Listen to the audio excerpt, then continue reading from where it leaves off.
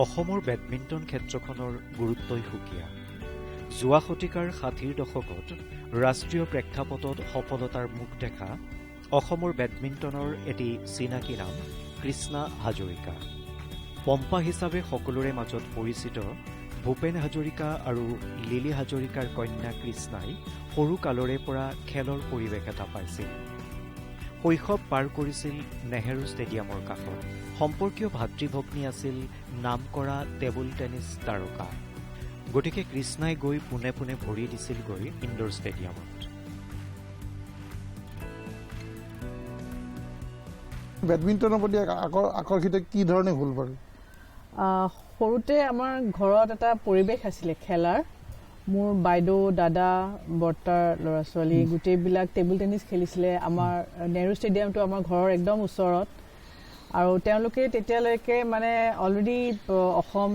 Team represent কৰে বা India টীমো represent কৰিবলৈ আৰম্ভ কৰিলে। টেবুল টেনিছৰ এটা এটা মানে গল্ডেন পিৰিয়ড আছিলে সেইটো সময়ত। সেইটো সময়ত দেউতাই মোক এই টেবুল টেনিছৰ মানে টেবুলখনৰ হাইটৰ সমান হ'বলৈ ৰখি আছিলে যে ময়ো নেক্সট টেবুল টেনিছে ল'ম। সেইকাৰণে মোক সদায় ষ্টেডিয়ামলৈ লৈ গৈছিলে। তাতে কিন্তু বলটো আমি দেখা নাপাওঁ, দূৰৰ পৰা সৰু আছিলোঁ। মই ওচৰতে বেডমিণ্টন হৈ থাকে, বেডমিণ্টনে চাই থাকোঁ প্ৰায়। আৰু বেডমিণ্টন গ্ৰীণ কৰ্ট শ্বাটলকেইটাও ভাল লাগে। তাৰপিছত ঘৰলৈ যেতিয়া আহোঁ আমাৰ বেছ ডাঙৰ কম্পাউণ্ড আছিলে।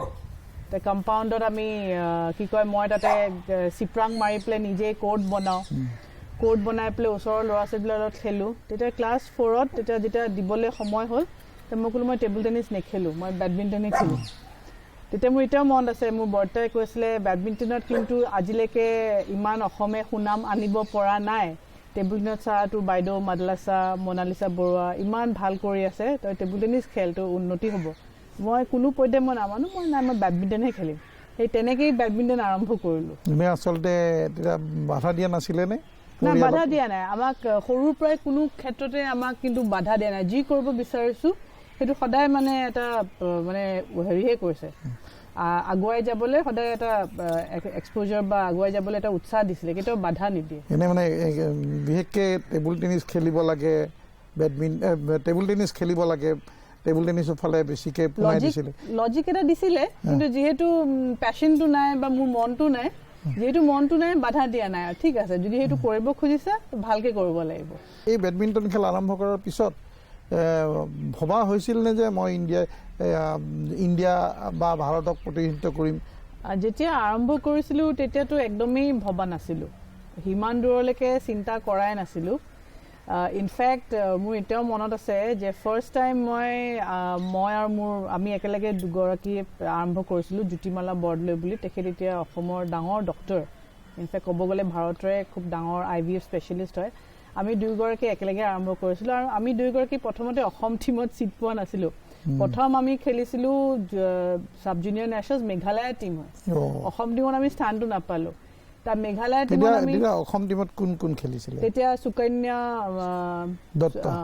দত্ত, বৰ্ণালী শৰ্মা খেলিছিলে, আৰু আমি থাৰ্ড ফ'ৰ্থ, মই থাৰ্ড আৰু তাই ফ'ৰ্থ। সেইকাৰণে আমি মেঘালয় টীমত ছিট পালোঁ। মেঘালয় টীমে অফক'ৰ্ছ তেতিয়া আমাক চান্স দিলে, আৰু প্ৰদীপ চলিয়াৰ বহুত ইয়াতে হেৰি আছে, হেল্প আছে যে ইহঁতকো এক্সপ'জাৰ দিব লাগে দে আৰ আপকামিং। আমি মেবি তেতিয়া কিমান বয়স হৈছিলে, 11 বছৰমান হৈছিলে। তাই 10 years, মই 11 years। তেনেকৈ খেলিব যাওঁতে তেতিয়া সেইবাৰেই মই কোৱাৰ্টাৰ ফাইনেলছত মই 3 গেমছত নেশ্যনেল চেম্পিয়ন হৈছে ফিৰোজা বাটলিৱালা, তাইৰ লগত কোনো মতে 3 গেমছত হাৰিছিলোঁ। ইনফেক্ট অসমৰ প্লেয়াৰখিনি, অসম মেনেজাৰে ভয়ে খাইছিলে যে তাই যদি ফাইনেল পাই যায় অসমৰ প্লেয়াৰ হয়, মেঘালয়হে খেলিছিলে। নেক্সট টাইম মই অসম টীমত পালোঁ, আৰু সেইবাৰ মই নেশ্যনেল চেম্পিয়নো হ'লোঁ। ফাৰ্ষ্ট টাইম অসম ৰিপ্ৰেজেণ্ট কৰিছোঁ, ছাব জুনিয়ৰ নেশ্যনেল চেম্পিয়ন হৈছোঁ 1987ত। তেনেকৈ আমি কেতিয়াও ইমান দূৰলৈ ভাবা নাই, কিন্তু আগত যোনটো গ'ল আছে সেই গ'লটোত সেইটো নাম্বাৰ 1 হ'ব লাগিব। ডেট ৱাজ দ্য এইম, আৰু যিটো কৰিছোঁ সেইটো নাম্বাৰ 1 হ'ব লাগিব। আৰু কৃষ্ণাটো খেলুৱৈ হিচাপে সাংঘাতিক প্ৰতিভা আছিল। সৰুৰ পৰাই তাই খুবেই ভাল দেখুৱাইছিল খেল, আৰু ইয়াত যেতিয়াৰ পৰা সৰুতে ষ্টেডিয়ামত খেলে, তাই ঘৰটো ওচৰতে আছিলে একেবাৰে, আৰু সৰুৰ পৰাই খেলি সাধাৰণতে তাই ষ্টেপ বাই ষ্টেপ ইম্প্ৰুভ কৰি গ'ল। আল্টিমেটলি তাই জুনিয়ৰ চেম্পিয়ন হ'ল, আৰু তাইয়ে প্ৰথম ইণ্ডিয়া নেশ্যনেলত আমি শফিকুল কাপ জিকিছোঁ তাইৰ নেতৃত্বত। তাই ছিংগলছখন জিকিলে, জ্যোতিমালা আৰু তাই ডাবল জিকি পেলাই গোৱাত আমি চেম্পিয়ন হৈছিলোঁ প্ৰথমবাৰৰ কাৰণে। আৰু তাত আৰু 1991ত তাৰপিছত বৰুৱা এবাৰেই অসম চেম্পিয়ন হৈছে আৰু লাষ্ট 18 বছৰত আমাৰ কোনো অসম চেম্পিয়ন হোৱা নাই এতিয়ালৈ সেই সময়ত অসমৰ বেডমিণ্টনৰ ক্ষেত্ৰখনৰ ৰমৰমীয়া অৱস্থা সুশান্ত বৰা মল্লিকা বৰুৱা মাধুৰ্য বৰুৱা দীপাংকৰ ভট্টাচাৰ্যই অসমক সফলতাৰ শিখৰলৈ লৈ গৈছিল ইয়াৰ আগ ধৰি পম্পাই সুন্দৰ খেলেৰে সকলোৰে মন মোহিছিল কৃষ্ণা হাজৰিকাক মই একদম সৰুৰে পৰা পাইছোঁ তাই যেতিয়া ৰেকেট ধৰিবলৈ আহিছিলে আমাৰ লগতে খেলিছিলে আমিও প্ৰেক্টিছ তাইক কৰাই দিছিলোঁ তাই বহুত টেলেণ্টেড প্লেয়াৰ আছিলে সেই সময়ত আৰু লগতে তাই যথেষ্ট কষ্ট কৰিছিলে তাই চেণ্ট মেৰী স্কুলত পঢ়িছিল সেই সময়ত মষ্ট অফলি 8টা 8:30 ক্লাছ আৰম্ভ হৈছিল তাই ৰাতিপুৱা 5:30 5টাতে ষ্টেডিয়ামলৈ আহে যিহেতু ঘৰটো একেবাৰে কাষত আছিলে আৰু যথেষ্ট কষ্ট কৰিছিলে আৰু আমাৰ সেইখিনি সময়ত কোচ প্ৰদীপ চলিয়াৰ আছিলে প্ৰদীপ চলিয়াৰ যিজনে তাইক ট্ৰেইনিং কৰাইছিলে সেইখিনি মানে সম্পূৰ্ণ তাইৰ ট্ৰেইনিং একটা নিষ্ঠাৰে কৰিছিলে আৰু যথেষ্ট যাৰ কাৰণে তাই ভৱিষ্যতে তাই সেই সময়ত তাই মানে ইণ্ডিয়া টিম ৰিপ্ৰেজেণ্ট কৰিছিলে তীক্ষ্ণ মেধাসম্পন্ন কৃষ্ণা পঢ়া আৰু খেলা দুয়োটাতে সমানে আগবাঢ়িছিল 1987 চনত ৰাষ্ট্ৰীয় সাব জুনিয়ৰ চেম্পিয়ন হোৱা কৃষ্ণাই ৰাজ্যিক বেডমিণ্টনৰ মহিলাৰ শাখাত প্ৰাধান্য বিস্তাৰ কৰিছিল 1991 চনত গোৱাত ৰাষ্ট্ৰীয় জুনিয়ৰ চেম্পিয়ন হৈছিল হাতলৈ আহিছিল ভাৰতক প্ৰতিনিধিত্ব কৰাৰ সুযোগ মানে এই যে সাব জুনিয়ৰ নেশ্যনেল চেম্পিয়ন 87 হয় তাৰ পিছৰ পৰ্যায়টোতো অলৰেডি নেশ্যনেল চিনত আহিয়ে গ'লো নেশ্যনেল চিনত আহি পেলাই জুনিয়ৰ তাৰপিছত নেক্সট জুনিয়ৰ যেতিয়া হ'লোঁ জুনিয়ৰটো মই ভাল খেলিব আৰম্ভ কৰিলোঁ ইনফেক্ট ফাৰ্ষ্ট টাইম আমি জুনিয়ৰ টিম আমি যেতিয়া ইম্ফাল গৈছোঁ সেইবাৰ মানে আমি এতিয়া য়াংগেষ্ট টিম আৰু এতিয়া সুকন্যা বাইদেউহঁত বা ৰিমজিম বাইদেউ বুলি মাতোঁ তেওঁলোক মানে তেতিয়া ছিনিয়ৰ পালেগৈ তেতিয়া আমাক এতিয়া মনত আছে যে আমি ইমান য়াং টিম এটা গৈছোঁ তেতিয়া মানে অসমে মানে কৈছিলে এতিয়া ইমান মানে উইক টিম কেতিয়াও মানে জুনিয়ৰ নেশ্যনেলত যোৱা নাই কিন্তু সেই উইক টিমে গৈ পেলাই for the first time finals পাই গ'ল চ' মানে উই ৱে নেভাৰ উইক আমি মানে সৰু আছিলোঁ কাৰণে আমাক মানে ভাবে কি নোৱাৰিব নেকি কিন্তু আমাৰ পাৰফৰ্মেঞ্চ সদায় মানে বহুত ভাল আছিলে দলটোত কোন আছিলে মই জ্যোতিমালা বৰদলৈ বৰদালি শৰ্মা তাৰ পিছৰ বাৰো আমি ৰানাৰ আপ হ'লোঁ তাৰ থাৰ্ড টাইম যেতিয়া আমাৰ যেতিয়া মানে জুনিয়ৰ ফাইনেল ইয়েৰ আৰু জুনিয়ৰত তেতিয়া গোৱাত হৈছিলে সেইবাৰ মই ইণ্ডিয়া টিমত পাইছোঁ সেইবাৰ আমি চেম্পিয়ন হ'লোঁ আৰু ইনফেক্ট ইণ্ডিয়া টিমত পোৱাটোও মানে এটা বেলেগ ধৰণৰ কাহিনী ইন দ্য চেন্স তেতিয়া আমি ছিনিয়ৰ খেলিব লাগে এক্সপ'জাৰ পাব লাগে ছিনিয়ৰৰ কাৰণে তেতিয়া প্ৰদীপ চলিয়া ছাৰে তেতিয়া ফজিল আহমেদ আছিলে প্ৰেচিডেণ্ট বেডমিণ্টন এছ'চিয়েশ্যন ইণ্ডিয়াত তেতিয়া মই যিহেতু জুনিয়ৰত খুব ভাল খেলি আছোঁ ছিনিয়ৰটো মোৰ এক্সপ'জাৰটো হ'ব লাগে বা ভাল খেলিম জানে তেতিয়া তেখেতক ৰিকুৱেষ্ট কৰিলে যে কৃষ্ণাক মানে আপোনাৰ মেজৰ টুৰ্ণামেণ্টবিলাক যেতিয়া হয় ৰেংকিং টুৰ্ণামেণ্ট তাতে চান্স দিব লাগে এটা ৱাইল্ড কাৰ্ড এণ্ট্ৰি দিছিলে মোক বেৰেলিত হৈছিলে ছিনিয়ৰ টিমত মই ফাৰ্ষ্ট টাইম ছিনিয়ৰ চেম্পিয়নশ্বিপ খেলিবলৈ 1991 সেইটো আছিলে আপোনাৰ 92 চৰি 91 গৈছোঁতো 91 আছিলে তেতিয়া বেৰেলিত যেতিয়া খেলিব যাম তেতিয়া মানে আমাক মানে কিয় ৱাইল্ড কাৰ্ড এণ্ট্ৰি লাগে থাকিবলৈ বা আপোনাৰ অহা যোৱা খৰচটো কাৰণ বেডমিণ্টনটো বহুত এক্সপেঞ্চিভ স্পৰ্ট হয় ন আমাৰ তেতিয়া এটা ফিনেন্সিয়েল এটা বেকআপ এটা লাগে থাকা চাকা বা আপোনাৰ অহা যোৱাটো হৈ গ'লে বহুতখিনি এটা সুবিধা এটা হয় তেনেকৈ ফজিল আহমেদ ছাৰে এগ্ৰি কৰিলে মই প্ৰথম তেনেকৈ আপোনাৰ বেৰেলি গ'লোঁ ছিনিয়ৰ টুৰ্ণামেণ্ট খেলিবলৈ আৰু সেই টুৰ্ণামেণ্টত মই India number 1 senior India number 1 সীমা ভাণ্ডাৰীক হৰুৱাই দিলোঁ ফাইনেলত চ' সেইটো মানে এনেকুৱা ডাঙৰ এটা চেঞ্চেশ্যন কৰিলে মানে এইটো মানে কোনো ভাবিব নোৱাৰিলে আৰু তেতিয়ালৈকে সীমা ভাণ্ডাৰীক ইণ্ডিয়াৰ কোনো প্লেয়াৰে হৰুৱাব নোৱাৰে এই যে খেলাৰ আগমুহূৰ্তত সীমা ভাণ্ডাৰীৰ লগত খেলিম এই কথাটোৱে কিবা এফেক্ট কৰিছিল মোৰ মানে একো এফেক্ট কৰা নাছিলে তেনেকৈ মানে সঁচা কথা ক'বলৈ তেতিয়ালৈকে কিবা ডেভিল টাইপ আছিলোঁ মানে কোনো ধৰণৰ বস্তু এফেক্ট নকৰে তেতিয়া আমি ভয় বোলা বস্তুটো শিকাই নাছিলোঁ নেকি মানে আমাৰ টাইপ আছিলোঁতো মানে একো ভয় চয় একো নালাগিছিলে খেলিব লাগে হৰুৱাব লাগে উলিয়াব লাগে কোৰ্টৰ পৰা তেতিয়া ইনফেক্ট ষ্ট্ৰেইট ছেটত মাৰিছিলোঁ আৰু সেই টুৰ্ণামেণ্টখনৰ পিছতে সীমা ভাণ্ডাৰীৰ যোনটো গেম প্লেন তেওঁ খুব ফাষ্ট আছিলে কোৰ্টত তেওঁৰ যোনটো গেম প্লেনটো গোটেই এক্সপ'জ হৈ গৈছিলে মোৰ খেলৰ থ্ৰুদি মানে তাৰপিছত তেখেতে মানে চবেই মানে গম পালে সীমাৰ লগত এনেকৈ খেলিলে তেতিয়াহে জিকিব পাৰি মানে মই গোটেই গেম প্লেনটো এক্সপ'জ কৰি মানে গোটেই বেৰিয়াৰটো ভাঙি দিয়া গোটেই বেৰিয়াৰটো মানে তাতে তাৰপিছতে মোক মোক আৰু গোপীচন্দক ইনফেক্ট জুনিয়ৰ ৱৰ্ল্ড ইনভিটেশ্যন জাকাৰ্টাত ফাৰ্ষ্ট টাইম হৈছিলে তালৈ পঠাইছিলে গোপী ইঞ্জুৰিৰ কাৰণে যাব নোৱাৰিলে মই গ'লোঁ ফাৰ্ষ্ট টাইম অকলে তেতিয়া জুনিয়ৰ নেশ্যনেলছখন জিকি পেলাই গোৱা জুনিয়ৰ নেশ্যনেলছখন আমি ষ্টেট জিকিছিলোঁ তাৰপিছত মই তালৈ প্ৰদীপ দাই মোক থ'ব আহিলে দিল্লীলৈ তাৰপৰা ইনফেক্ট মানে ছিষ্টেমে বহুত হেল্প কৰিছিলে ছিষ্টেমৰ বহুত মোৰ হেৰিটো এনেকুৱা নহয় যে তেতিয়া আপোনাৰ যোনটো এছ'চিয়েশ্যনে বহুতখিনিও হেল্প কৰিছিলে মোৰ আজিও মনত আছে তাই যেতিয়া প্ৰথমবাৰ তাই জুনিয়ৰ ইণ্ডিয়া টীমত পাইছিলে তেতিয়া সেই সময়ত মই অসম প্লেয়াৰ এছ'চিয়েশ্যনৰ মই সাধাৰণ সম্পাদক আছিলোঁ আছাম বেডমিণ্টন প্লেয়াৰ এছ'চিয়েশ্যনৰ কিন্তু সেইখিনি সময়ত তাই টীমত পোৱাৰ পিছত এটা হাহাকাৰ পৰিৱেশ হ'ল যে $500 তাইক লাগে দিবলৈ সেইখিনি সময়ত যদিও সম্পাদক প্ৰদীপ চলিহা প্ৰদীপ হজেগত আছিলে সেইখিনি সময়ত অসম বেডমিণ্টনৰ আৰ্থিক অৱস্থা ভাল নাছিলে তেতিয়া আমি অসম বেডমিণ্টন প্লেয়াৰ সন্থাই আমি তাইক সেইখিনি $500 আমি তাইক দিছিলোঁ কিন্তু পৰৱৰ্তী সময়ত তাই যেতিয়া ভাৰতীয় বেডমিণ্টন সন্থাই তাইক দিলে তেতিয়া আমাক ঘূৰাই দিছে টকাখিনি আমালৈ ঘূৰাই পাইছোঁ কিন্তু সেই মুহূৰ্তত আমি ইমান টেনশ্যন খাইছিলোঁ টকাটো ক'ত পাম আমি প্লেয়াৰ সন্থাই আছাম বেডমিণ্টন এছ'চিয়েশ্যনে আমি সেই পইচাখিনি যোগাৰ ধৰি তাইক আমি বিদেশলৈ আমি তাইক প্ৰথমবাৰ ইণ্ডিয়া টীম তাই আমাৰ পৰা খেলিছিলে জুনিয়ৰ প্লেয়াৰ হিচাপে তাই দললৈ গৈছিল তাই কৃষ্ণ হাজৰিকাটো আমাৰ ছাব জুনিয়ৰ নেশ্যনেল চেম্পিয়ন আছিল তাই আৰু আমি ওপৰত আশা কৰিব পাৰিলোঁ যদি আমি সুবিধা দিব পাৰিলোঁ হয় আমি ইমানখিনি সুবিধা দিব নোৱাৰিলোঁ চাগে ইণ্টাৰনেশ্যনেল লেভেলত পালোঁ হয় আমি কিন্তু তেনেকুৱা সুবিধা দিব পৰা নগ'ল কিয়নো তেওঁ মানে ইকনমিকেলি ইমান চাউণ্ড নাছিল কিন্তু আছাম বেডমিণ্টন এছ'চিয়েশ্যনে বহুত সহায় কৰিছিলে সেইকাৰণে ইমান দূৰ পালেগৈ আৰু ওপৰ লেভেললৈ যদি আৰু কৰিব পাৰিলে হয় তেতিয়া দিনত অলপ ইকনমিকেলি চবেই প'ৰ আছিলে সেইটো কাৰণে মই ভাবোঁ সেইটোৱে অলপ প্ৰব্লেম হ'ল সেয়াই আৰম্ভণি আন্তঃৰাষ্ট্ৰীয় প্ৰেক্ষাপটত সুনামেৰে খেলিছিল তেওঁৰ সুন্দৰ ফুটৱৰ্ক স্মেচ আৰু ড্ৰপ শ্বটৰ অপূৰ্ব ব্যৱহাৰেৰে প্ৰথমখন মেজৰ প্ৰতিযোগিতাত ভাৰতৰ ১ নম্বৰ খেলুৱৈ হিমা ভাণ্ডাৰীক পৰাস্ত কৰি খিতাপ জয় কৰিছিল প্ৰথমখন ছিনিয়ৰ প্ৰতিযোগিতাত খিতাপ স্বাভাৱিকভাৱে অবিস্মৰণীয় প্ৰদৰ্শন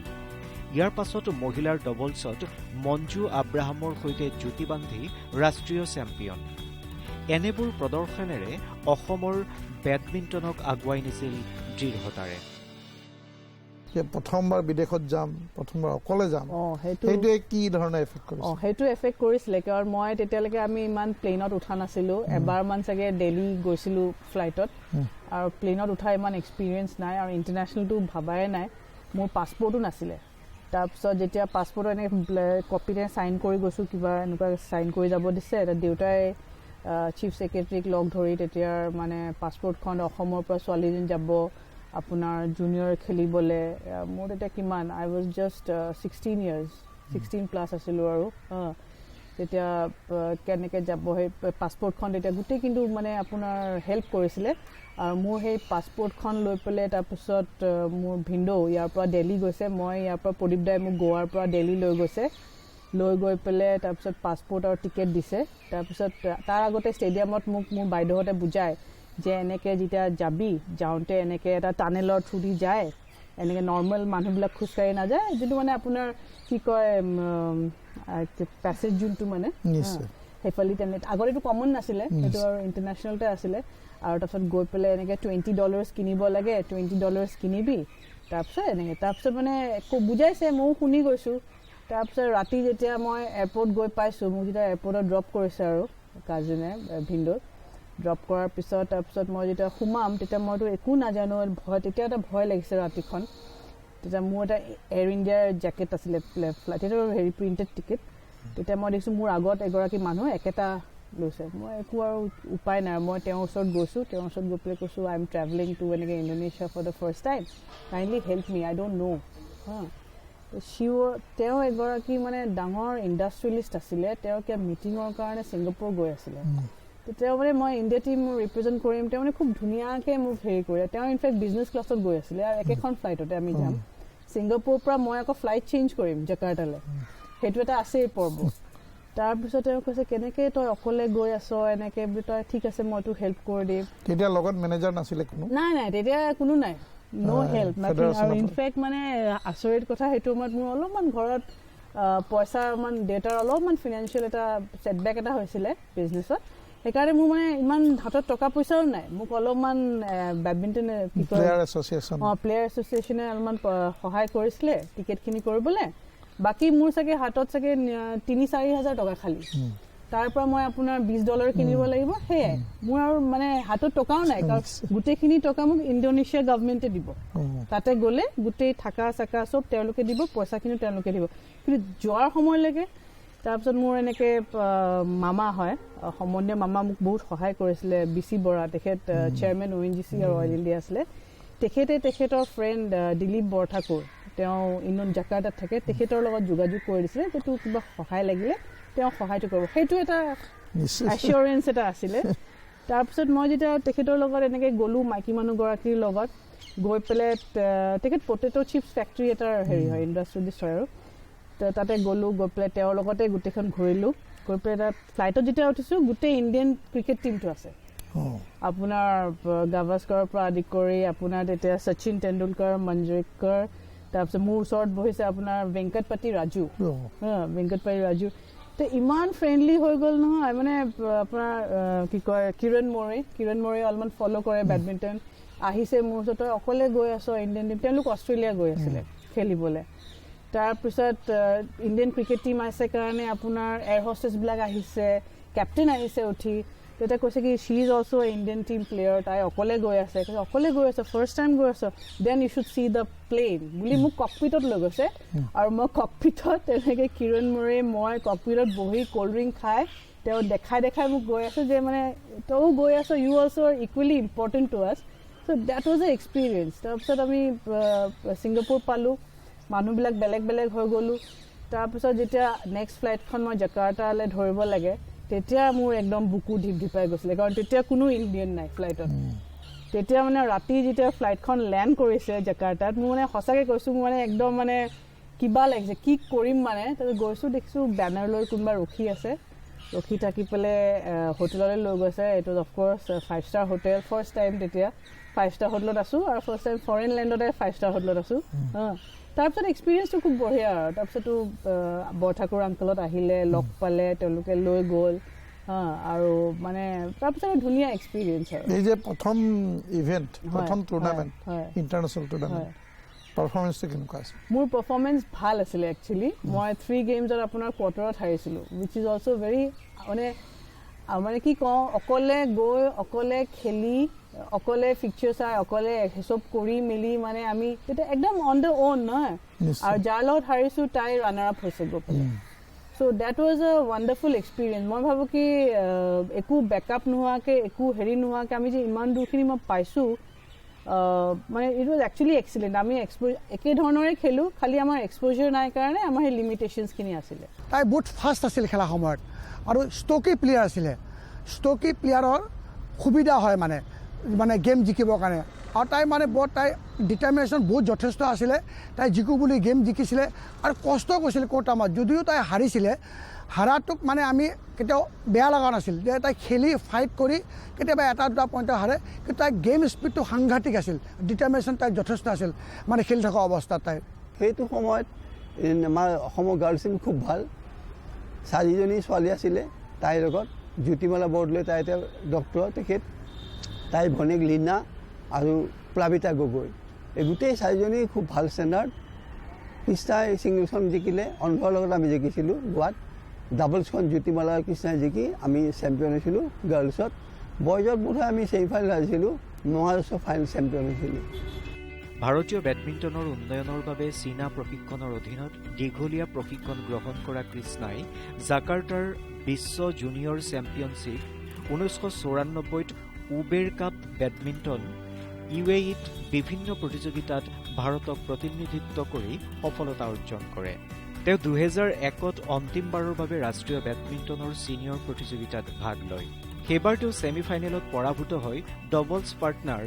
মঞ্জু আব্ৰাহামৰ হাতত ইয়াৰ পিছৰ পৰ্যায়ত কেইবাবাৰো ভাৰতীয় দলক প্ৰতিনিধিত্ব কৰা হৈছিল ইয়াৰ পিছত যেনিবা থমাছ আৰু উবেৰ কাপ খেলিলোঁ তেনেকুৱা এক্সচেঞ্জ প্ৰগ্ৰেম কিছুমানো খেলিলোঁ তাৰপিছত আপোনাৰ কিছুমান আপোনাৰ ডাবল চেম্পিয়নশ্বিপবিলাক জিকিলোঁ তাৰপিছত মই বহুত আপোনাৰ একচুৱেলি অল ইণ্ডিয়া ৰেংকিং মই বহুত জিকোঁ কিন্তু আল্টিমেটলি গৈ পেলাই মই নেশ্যনেল যেতিয়া হয় মোক মানে সেইটো মই এতিয়া ৰিয়েলাইজ কৰা মই তেতিয়ালৈকে ৰিয়েলাইজ কৰা নাছিলোঁ মই এইবাৰ ৰিচেণ্টলি আফটাৰ ছ' মেনি ইয়াৰ্ছ 20 ইয়াৰ্ছ মই মানে মোৰ ফ্ৰেণ্ডবিলাকক যেতিয়া এবাৰ এটা বম্বেত লগ পাইছিলোঁ তেতিয়া মোক কৈছিলে দেই কৃষ্ণা तुम हमेशा सब टूर्नामेंट जीतती हो जाके सीनियर्स में हार जाती हो মোৰ মানে লাষ্ট এই সিনিয়ৰ নেশ্যনেলছ এলিউডেড মি কৃষ্ণ হাজৰিকা একচুৱেলি খেলৰ পৰা এডুকেশ্যন বা শিক্ষালৈ মানে ট্ৰান্সফৰ্ম হোৱাৰ মাজতে মানে আঁঠুৰ প্ৰব্লেম এটা আছিলে যিটো কাৰণে খেলিব বাধ্য মই হয় 98ত মই দিল্লী গ'লোঁ দিল্লীত কিন্তু যোনটো অসমত যোনটো পৰিৱেশ আছে ল'ৰা ছোৱালী খেলিবৰ কাৰণে সেইটো দিল্লীত মই পোৱা নাছিলোঁ কাৰণ ডিষ্টেঞ্চ এটা কথা আছিলে অফিচৰ পৰা ইমান দূৰ দূৰ জেগাবিলাক আগতে মই গুৱাহাটীত ঘৰটো মোৰ 5 মিনিট ষ্টেডিয়ামৰ পৰা দূৰত মানে ঘৰ আৰু ষ্টেডিয়াম একেটাৰ নিচিনাই আছিলে বহুতখিনি সুবিধা আছিলে প্লাছ আপোনাৰ চিনাকি মানুহ পৰিৱেশটো একদম স্পৰ্টি পৰিৱেশ এটা যোনটো মই দিল্লীত পোৱা নাছিলোঁ তাৰপিছত সেইকাৰণে মেবি আপোনাৰ ট্ৰেইনিং কৰোঁতে অলপমান ব্যাঘাত হৈছিলে ন' ডাউট সুজিত সিং ছাৰতে মোক বহুত সহায় কৰিছিলে তাতে কিন্তু তথাপিও সেই যোনটো এটা জোচ আছিলে সেইটো লাহে লাহে অলপমান ফিল কৰোঁ মিচিং এটা হৈছিলে 2000ত আপোনাৰ মই আমাৰ কোচিনত ছিনিয়ৰ নেশ্যনেলছ হৈছিলে ফাৰ্ষ্ট গেম মই জিকিলোঁ কোৱাৰ্টাৰ ফাইনেল আছিলে ছিংগলছ ফাৰ্ষ্ট গেম জিকিলোঁ ছেকেণ্ড গেম মই 7-2 লিডিং আপোনাৰ কীৰ্তি কদম বুলি পেলাই তাৰপিছত আপোনাৰ মহাৰাষ্ট্ৰৰ তাৰপিছত বাহিৰত বহুত বৰষুণ দি আছিলে আৰু মোৰ নতুন জোতা এযোৰ পিন্ধি আছিলোঁ খেলৰ আপোনাৰ আৰু হবা কোৰ্ট চিন্থেটিক কোৰ্ট এক ড্ৰপ পানী আছিলে পৰিছিলে তাতে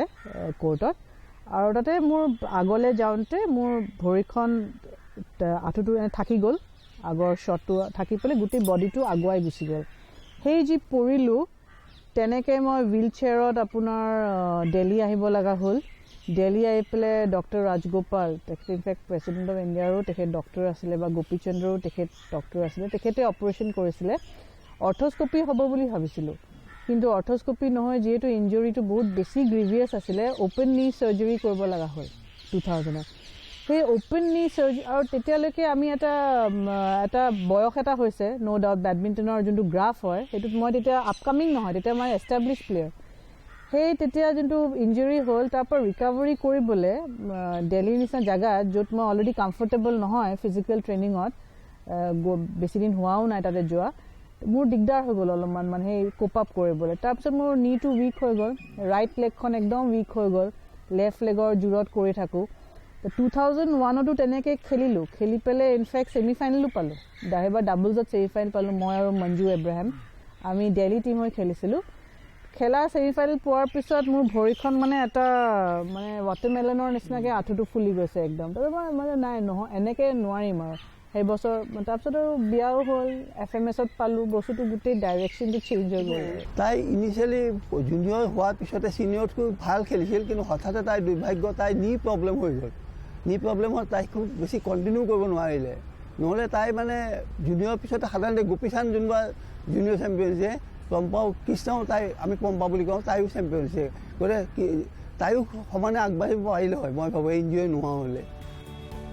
বৰ্তমান কৃষ্ণা অইলৰ এগৰাকী উচ্চপদস্থ বিষয়া লগতে প্ৰসিদ্ধ প্ৰশিক্ষক গোপীচান্দে স্থাপন কৰা বেডমিণ্টন গুৰুকুলৰ এগৰাকী মেণ্টৰ প্ৰশিক্ষক বৰ্তমান তেওঁ ব্যস্ত খেলুৱৈ গঢ়াত ভাৰতীয় ক্ৰীড়াক আগবঢ়াই লৈ যোৱাৰ বাবে আশাবাদী কৃষ্ণা হাজৰিকা ৰাও অসমৰ উঠি অহা বেডমিণ্টন প্ৰজন্মক লৈ আশাবাদী নিজেও নিজৰ বেডমিণ্টন কেৰিয়াৰক লৈ উৎফুল্লিত